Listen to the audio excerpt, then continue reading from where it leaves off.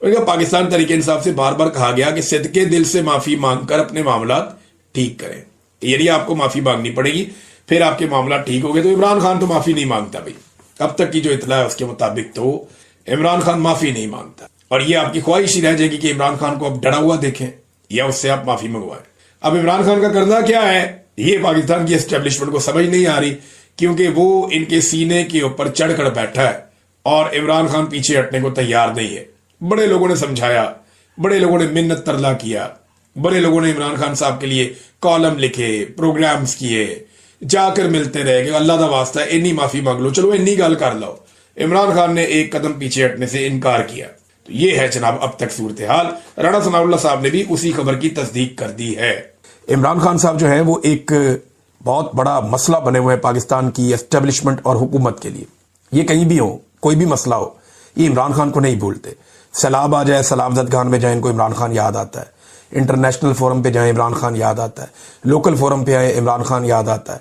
हर जगह पे ये इमरान खान के बगैर कुछ नहीं कर सकते। वजह यह है कि इमरान खान ने पाकिस्तान की मिलिट्री एस्टेब्लिशमेंट को और पाकिस्तान की हुकूमत को एक फोबिया में मुब्तला कर दिया है। हर वक्त उनके दिमाग में ये घंटी बजती रहती है कि ये बच गया तो हमें नहीं छोड़ेगा, ये बच गया तो हमें नहीं छोड़ेगा, ये बच गया तो हमें नहीं छोड़ेगा। उनके दिमाग में ये घंटी हर वक्त बजती रहती है और वो इमरान खान से खौफ खाते रहते हैं। मैं आपको ये बात लिख के देने के लिए तैयार हूं और सिंपल है ये कि पाकिस्तान की मिलिट्री एस्टेब्लिशमेंट इमरान खान को कभी नहीं छोड़ेगी जब तक कि इमरान खान को छुड़वाने वाले नहीं आएंगे। छुड़वाने वाले कौन है? पाकिस्तान के अवाम। अंदरूनी दबाव और बैरूनी दबाव। जब अंदरूनी और बैरूनी दबाव बढ़ेगा तो इमरान खान को छोड़ना पड़ गया तो छोड़ना पड़ गया, अदरवाइज डील किए बगैर ये पाकिस्तान की मिलिट्री एस्टेब्लिशमेंट इमरान खान को कभी नहीं छोड़ेगी। और इमरान खान से परेशान ये इतने ज्यादा हैं कि अपने मुंह से तो ये कहते हैं कि इमरान खान पे हमने क्रॉस लगा दिया। ये मिलिट्री एस्टेब्लिशमेंट कहती है। हर जगह पे निजी महफिलों में इनके एजेंसियों के लोग कहते हैं जी इमरान खान पे क्रॉस लग गया। मेरे सामने भी 10 दफा ये बात की जब मैं इनकी हिरासत में था। मरियम नवाज के मुंह से कहलवाते हैं किस्सा पारीना बन गया।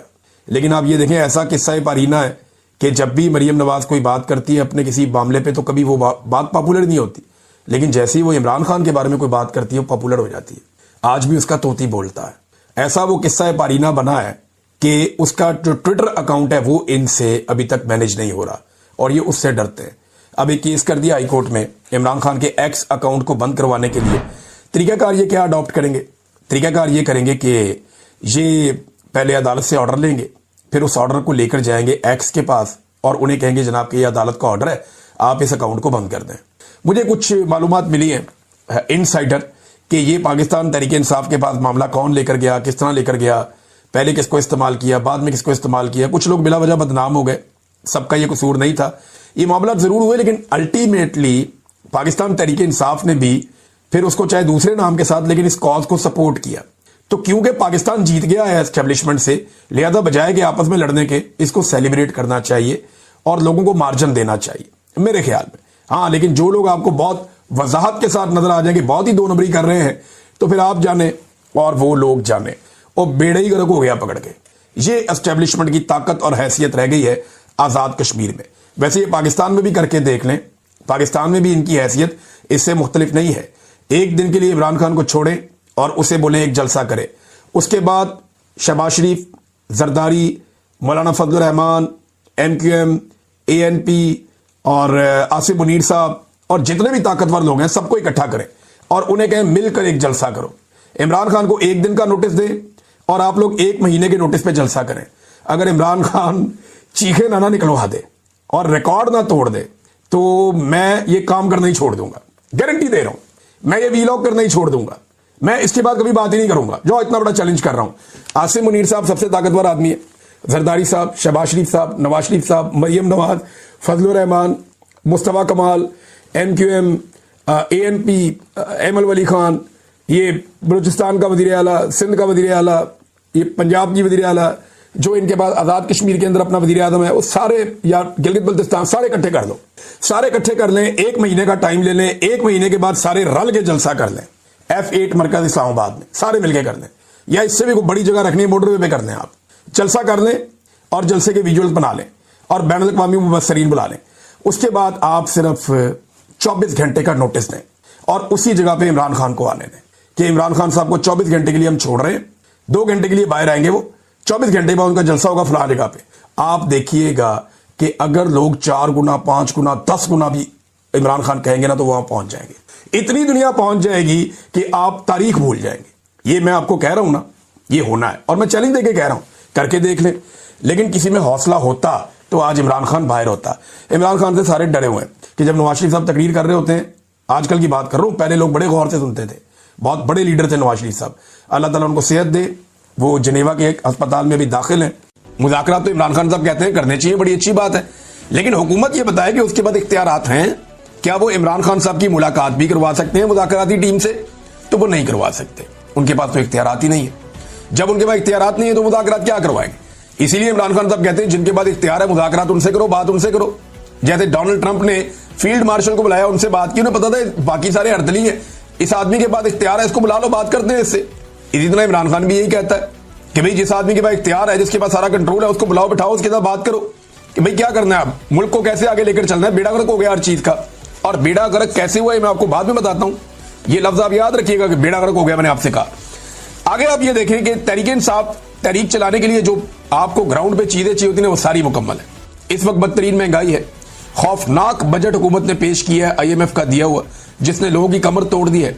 अमीर आदमी के लिए आसानियां पैदा की जा रही हैं, गरीब आदमी जिनकी तादाद बहुत ज्यादा है उनके लिए मुश्किलात पैदा की जा रही हैं। पाकिस्तान तकरीबन आधे पाकिस्तानी इस वक्त गुर्बत की लकीर से नीचे चले गए हैं। किसान मुकम्मल तौर पर तबाह हो चुका है।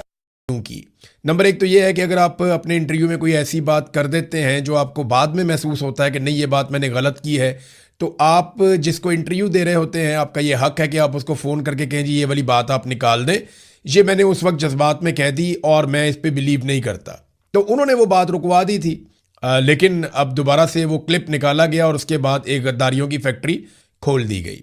तो मैं आपको ये बता देता हूँ कि एक्चुअली वो स्टेटमेंट क्या है। स्टेटमेंट तो ये उन्होंने कहा जी कि जब पूछा गया उनसे बार बार कि ये जो मार्का हक हुआ इंडिया और पाकिस्तान की लड़ाई, तो फ़ौज की तारीफ़ करवाने की कोशिश की जा रही थी एंकर साहब की जानिब से। तो वहाँ पे नौरीन खानम ने कहा जी कि वो तो मोदी और पाकिस्तान की फ़ौज ने मिल के, यानी नूरा कुश्ती का तासुर दिया जनाब उन्होंने, कि ये तो मिल के किया इन्होंने काम। फिर आगे वो बहुत सारी बातें करती चली गई कि पाकिस्तान इसराइल को तस्लीम करने वाला था, फिर इंडिया के पीछे इसराइल खड़ा था, फिर उन्होंने कहा इंडिया बहुत ताकतवर बड़ा मुल्क था। अब वो ये सारी बातें कर रही थी और डोनाल्ड ट्रंप बीच में आया, तो डोनाल्ड ट्रंप को पाकिस्तान से क्यों प्यार है, वो एक्चुअली मोदी को दबाना चाहता है। तो वो अलग अलग बहुत सारी चीज़ें उन्होंने वन गो में कह दी। अब ये सारे कह रहे हैं जनाब कि ये मार्का हक पे तो पाकिस्तान ने बड़ी कामयाबी हासिल की इंडिया के खिलाफ, तो ये तो पाकिस्तान की फ़ौज के साथ, पाकिस्तान के साथ गद्दारी हो गई। ये जो इन्होंने कह दिया कि जनाब पाकिस्तानी फ़ौज जो है वो मोदी के साथ मिली हुई थी और मिलकर इन्होंने ये कारनामा किया है। देखिए जी, इसको 2-3 पहलू हैं, वो सारे मैं आपके सामने रख देता हूँ। नंबर 1 तो ये है कि ये एक ऐसी खातून का इंटरव्यू है जिसका भाई भी जेल में बंद है बेगुनाह, और जिसका बेटा भी जेल में बंद है बेगुनाह, और बंद किया हुआ है फौजी जर्नैलों ने। ये तो बात बिल्कुल क्लियर है। अब वो बच्चे नहीं हैं, उनको ये पता है कि आसिम मुनीर साहब ने बंद किया हुआ उसके भाई को भी और उसके बेटे को भी, और ना सिर्फ बंद किया हुआ बल्कि बेगुनाह बंद किया हुआ और तकालीफ भी दे रहे हैं और कैद तन्हाई में भी रखा हुआ है, और उनके हुकूक भी सारे मुअत्तल कर लिए हैं, हत्ता कि उनकी जो पाकिस्तान में हुकूमत बनी वो भी छीन ली है। तो एक ऐसी खातून जिसे कैद तन्हाई में उसके भाई का सामना है, वो हर हफ्ते जाती है, जब वो कोई इंटरव्यू देगी तो वो नॉर्मल स्टेट ऑफ माइंड में नहीं है। उनको तो आपने एक जंग में उतारा हुआ है और रोजाना की बुनियाद के ऊपर कभी आप उनके ऊपर वाटर कैनन मारते हैं, कभी आप उन्हें पकड़ के ले जाते हैं, कभी आप दूर छोड़ के आ जाते हैं। तो जो आप हरकतें उनके साथ करते हैं तो वो नॉर्मल नहीं है। जब आप उन्हें ये कहेंगे कि आप तारीफ करें इन्हीं लोगों की जो आपके साथ ये कर रहे हैं, उसी इदारे की तारीफ करें जिसका जर्नैल आपके साथ ये कर रहा है, तो ये एक ऑब्वियस रद्द अमल है। ऐसा नहीं है कि कोई ऐसी अजीब चीज़ नहीं है, ये कोई भी होगा वो इसी तरह बेचारा करेगा। आम आदमी की मैं आपको बात कर रहा हूँ। अब ये कोई बहुत बड़े पॉलिटिकल लीडर्स तो नहीं है कि इन्हें इस बात का ख्याल रखना पड़ेगा कि लोग हमें कल को वोट नहीं देंगे अगर हमने ये बात कर दी है वो बात कर दी। ना इन्होंने इलेक्शन लड़ना है, ना इनका इससे कोई ताल्लुक है। इनके भाई ने ज़रूर इलेक्शन लड़ना है और उसका सियासत से ताल्लुक भी है, लेकिन वो एक माँ भी है और एक बहन भी है, और जो उसके साथ हुआ वो सबको नज़र भी आ रहा है। तो उन्होंने जज्बात में वो बात की, लेकिन उसके बाद उन्होंने कहा कि इसको ऑन एयर ना करें, आप इसको ना चलाएं। लेकिन फिर उसमें से वो क्लिप किसी ने देख लिया या कहीं से पता चल गया, तो वो क्लिप अब वायरल कर दिया गया और उनके ऊपर इल्ज़ामात लगाए जा रहे हैं। गद्दारी के इल्ज़ामात पाकिस्तान में नए नहीं हैं। देखें, नौरीन नियाज़ी ने वही किया जो पाकिस्तान के जर्नैल हमारे साथ करते हैं। आप देखें ना, अगर जर्नैलों को ये कहा जाए कि वो मोदी के साथ मिल गए हैं तो कितना बुरा लगा उन्हें कि उन्होंने सारे टाउटों के पट्टे खोल दिए कि पै जाओ इनको। तो जर्नैलों को कितना बुरा लगा ना, उन्हें लगा कि अब बहुत बड़ी ज्यादती हो गई है कि हमें मोदी के साथ मिला दिया है। लेकिन आप ये देखें कि पाकिस्तान में किस किस को गद्दार नहीं कहा गया। नवाज शरीफ को नहीं मिलाया गया मोदी के साथ, बेनज़ीर को नहीं मिलाया गया इंडिया के साथ, क्या जरदारी को नहीं मिलाया गया इंडिया के साथ? क्या हम सबको रा का एजेंट नहीं कहा जाता? क्या हम सबको गद्दार नहीं कहा जाता? और कहता कौन है? यही जर्नैल कहलाते हैं। ये मुख्तलिफ महकमों के अंदर बैठे हुए जर्नैल, ये अपने टाउटों के जरिए से और अपने असर रसूख को इस्तेमाल करते हुए पाकिस्तानियों को गद्दार डिक्लेयर करते हैं। अभी थोड़े दिन पहले एक अहमद साहब है, उन्होंने अहमद शरीफ साहब से एक सवाल भी पूछा कनाडा से। उन्होंने कहा जी, यानी अहमद साहब ने कहा जी बताएं कौन कौन गद्दार है। उन्होंने एक एक नाम लेकर बताया, दर्जनों गद्दार उन्होंने गिना दिए। तो ये जो गद्दारी का खेल है ना और गंद है, ये पाकिस्तान की मिलिट्री एस्टेब्लिशमेंट ने मारना शुरू किया। आसमा जहांगीर भी गद्दार थी, अहमद मीर भी गद्दार था, इमरान रियाज भी गद्दार है, अरशद शरीफ को गद्दार कहा, वो मुल्क के लिए शहीद हो गया। अरशद शरीफ की फैमिली को गद्दार कहा गया। जो सहाफ़ी सवाल पूछे वो भी गद्दार है, जो वकील इंसाफ की बात करे वो भी गद्दार है, जो जज खड़ा हो जाए वो भी गद्दार है, जो सियासतदान कहे कि हमने आपको आपके काम तक महदूद करना है वो भी गद्दार है। तो ये गद्दारी के सर्टिफिकेट्स बांटने का जो सिलसिला पाकिस्तान में शुरू किया गया, ये पाकिस्तान की मिलिट्री एस्टेब्लिशमेंट ने शुरू किया। तो जब आपको कोई गद्दार कहे कि आप मोदी के साथ मिले हुए हैं, तो देखा कितना बुरा लगता है, कितनी आग लगती है, कितना प्रॉब्लम होता है आपको कि यार हमें कह दिया। भैया आपने पूरी कौम को गद्दार बना दिया, आपने सारे बलोचों को गद्दार बना दिया, आपने सारे बंगालियों को गद्दार बना दिया, आपने सारे कबाइलियों को गद्दार बना दिया, आपने सारे पंजाबी सवाल उठाने वालों को गद्दार बना दिया, आज आपने पूरे कश्मीर को गद्दार बना दिया, आपने तो पूरी महाजर कौम को गद्दार बना दिया था। हर एक को आपने गद्दार बनाया। सोचें उनके दिलों पे कितनी छुरियां चलती होंगी, उन्हें कितनी तकलीफ होती होगी कि आपको एक जुमले से इतनी तकलीफ पहुंची है। तो जो आपने आग लगाई है ना, वो आपके घर तक तो आनी थी, और ये भी और ज्यादा आएगी।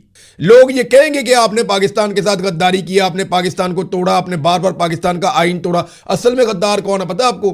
ये नौरीन नियाजी अपने एक स्टेटमेंट से गद्दार नहीं हो जाएगी। गद्दार वो है जिसने आइन तोड़ा और आइन के अंदर लिखा हुआ है कि वो गद्दार है। गद्दार वो चारों डिक्टेटर है और उनके बाद आने वाले फौजी जर्नैल हैं जिन्होंने बार बार आइन की खिलाफ वर्जी की। आसिम मुनीर साहब ने कितनी दफा आइन तोड़ा है पता है आपको? ताकत के बलबूते के ऊपर कैसे आइन तोड़ा पता है आपको? जानते हैं आप किस तरह इलेक्शन पाकिस्तान में नहीं होने दिए गए, कैसे पूरा इलेक्शन एक चोरी कर दिया गया? ये है गद्दारी। तो गद्दारी के सर्टिफिकेट जो आप लोगों को बांटते थे, अब वापस आए हैं तो बहुत तकलीफ हो रही है। मैं इत्तफाक नहीं करता जो बात नौरीन नियाजी ने की, लेकिन एक लम्हे के लिए आप नौरीन नियाजी की जगह पे अपने आप को रखें कि आपका बेटा और आपका भाई दोनों बेगुनाह जेल में बंद हैं और फौजी जर्नैल ने बंद किए हुए हैं। और ना सिर्फ बंद किए हुए हैं बल्कि उनको तकलीफ भी दे रहा है, कैद तन्हाई में रखा हुआ, और वो बेगुनाह है। और आपकी बेबसी, आप कुछ भी नहीं कर सकते। उस वक्त कोई आपके सामने माइक लेकर आए और आकर कहे जिन्होंने तुम्हारे भाई को और बच्चे को बंद किया उनकी तारीफें करो, तो वो कर सकता है?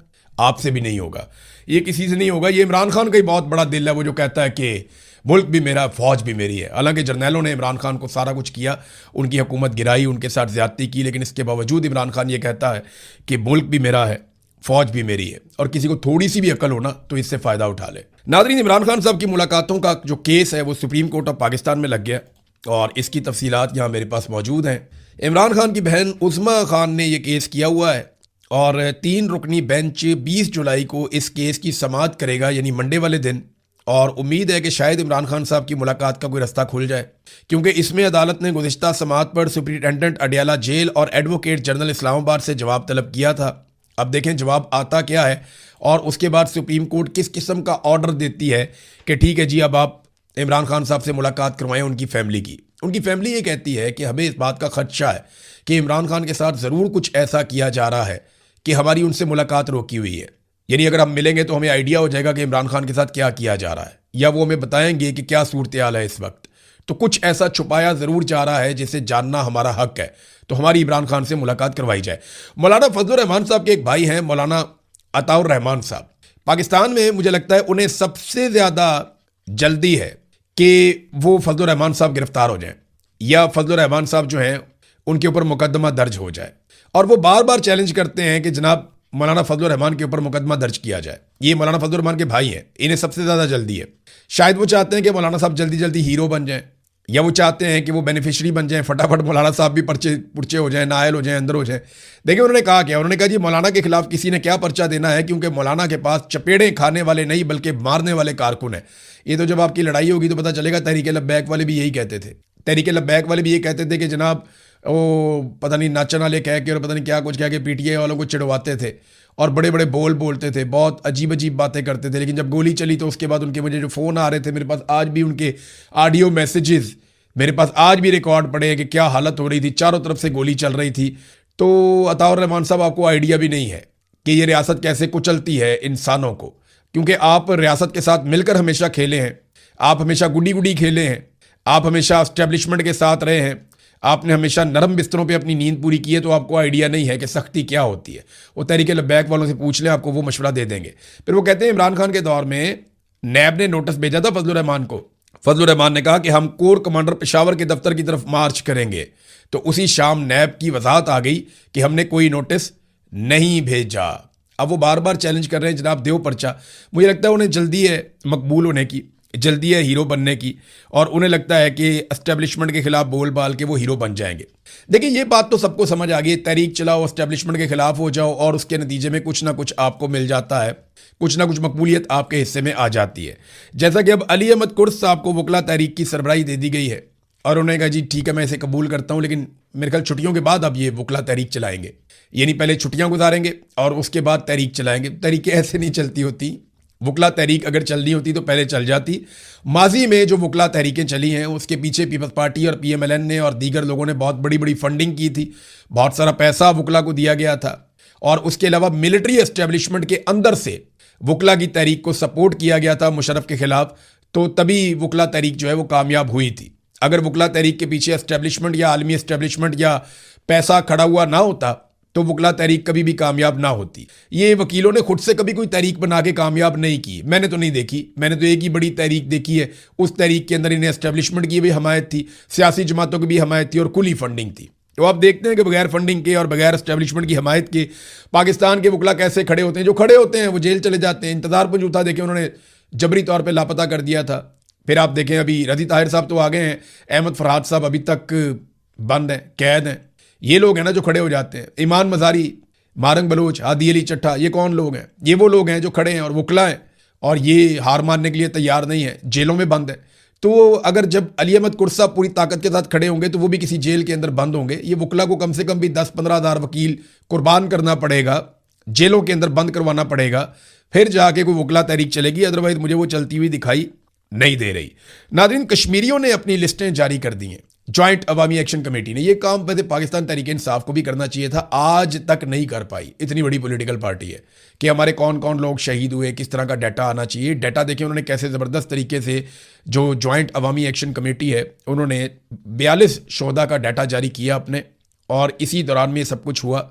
उन्होंने कहा जी कि 11 लोग हमारे रावला कोट में शहीद किए गए, उन सब के नाम लिखे, आगे तारीखें लिखी कि जनाब इस तारीख को फलां जगह पे हमारे लोगों को शहीद किया गया। ये रावला कोट का सारा इन्होंने डाटा दे दिया।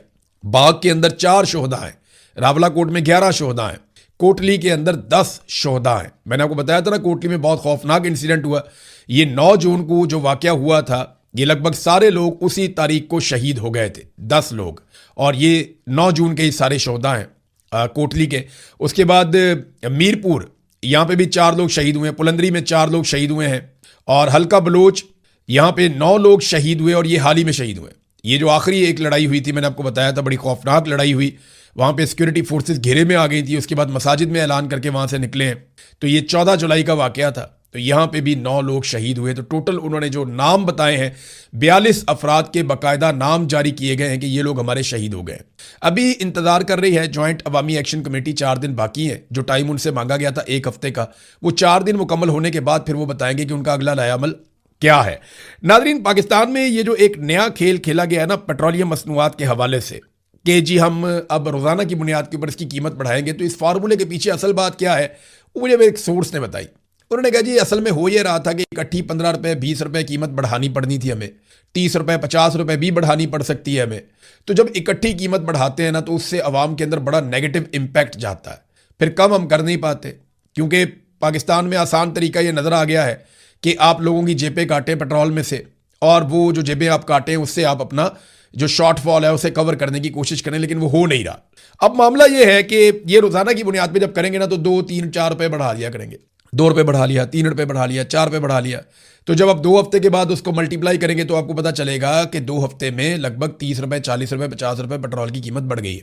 लेकिन क्योंकि वो रोज़ाना 2-3 रुपये करके बढ़ी होगी, तो किसी को महसूस भी नहीं होगा। तो ये है जनाब नया फॉर्मूला कि गैर महसूस तरीके से पेट्रोलियम मसनूआत की कीमतों में इजाफा किया जाए और कभी भी ये खबर ना चले। तो हम एक और काम करते हैं ना, जितनी कीमत बढ़ेगी हम 10 दिन के बाद इकट्ठा रिपोर्ट कर देंगे कि जनाब पिछले 10 दिनों में पेट्रोलियम मसनूआत की कीमतें इतनी बढ़ गई, पिछले एक हफ्ते में पेट्रोलियम मसनूआत की कीमतें इतनी बढ़ गई। तो खबर इस तरह दे लेंगे। ये हुकूमत जो मर्जी कर ले, इनके पास सोशल मीडिया का कोई तोड़ नहीं है। ये नहीं समझ सकते जो इनके साथ हो रही है और जो इनके साथ होने वाली है। ये अपनी कब्र खुद खोद रहे हैं, अपनी सियासी कब्र खोद रहे हैं और ये सारे उसके अंदर दफन हो जाएंगे, हमें दिखाई दे रहा है। पाकिस्तान ने पिछले माली साल में कितना कर्जा लिया, इसके हवाले से एक रिकॉर्ड आ गया हमारे पास। एक तो जो चाइना से पाकिस्तान ने कर्जा लिया है, जो 2025-26 के बीच में जो माली साल था उसमें जो कर्जा लिया एक साल में, तो चाइना से 16.2 अरब डॉलर के कर्जे पाकिस्तान ने लिए। अब ये इसमें रीशेड्यूल भी है और 1.7 अरब की रीफाइनेंसिंग भी है और पाकिस्तान ने 16.2 अरब डॉलर के बैरूनी कर्जे हासिल किए हैं गुज़िश्ता एक साल के अंदर। अब आप अंदाज़ा कर लें कि इतनी बड़ी मिकदार में जब आप कर्जे हासिल करते हैं तो पाकिस्तान की इकॉनमी कहाँ खड़ी होगी। और गुज़िश्ता माली साल में जो टोटल कर्जा लिया वो 27.2 अरब डॉलर के गैर मुल्की कर्जे पाकिस्तान ने हासिल किए, जिनमें चीन और सऊदी अरब के 9 अरब डॉलर के रोल ओवर्स भी शामिल हैं। इन कर्जों का बड़ा हिस्सा बजट, पुराने कर्जों की अदायगी और ज़र मुबादला के ज़खायर बरकरार रखने में खर्च हुआ। यानी कोई तरक्याती मनसूबा इन कर्जों से नहीं चला। यानी आप कर्जा लेते हैं ना, मुल्क को तरक्की देते हैं, जो तरक्की देते हैं उसमें से पैसे निकलते हैं, फिर आप कर्जा वापस कर देते हैं, वो चक्कर नहीं है। यानी एक आम आदमी, एक आम दुकानदार भी कर्जा लेता है तो वो कारोबार करता है, उससे पैसे बनाता है, कर्जा वापस उतारता है, मुनाफा अपने पास रखता है, अपने कारोबार को बड़ा करता है। तो मुल्क भी ऐसे ही करते हैं। लेकिन हमने कर्जा जो लिया वो कर्जे उतारने के लिए लिया, या ज़र मुबादला के ज़खायर को मुस्तहकम रखने के लिए लिया, या डॉलर को कंट्रोल करने के लिए लिया। तो हमने जो कर्जा लिया उसका सिर्फ 13% हमने तरक्याती मनसूबों पे खर्च किया और 13% में भी आपको पता है आधा चला जाएगा कमीशनों के अंदर। तो पाकिस्तानियों पे क्या लगा, 5 से 6%, 7%। तो जितना पाकिस्तानियों के नाम के ऊपर कर्जा लिया गया उसका 10% भी पाकिस्तानियों के ऊपर खर्च नहीं किया गया, इनकी नलायकियों के ऊपर खर्च हुआ। तो ये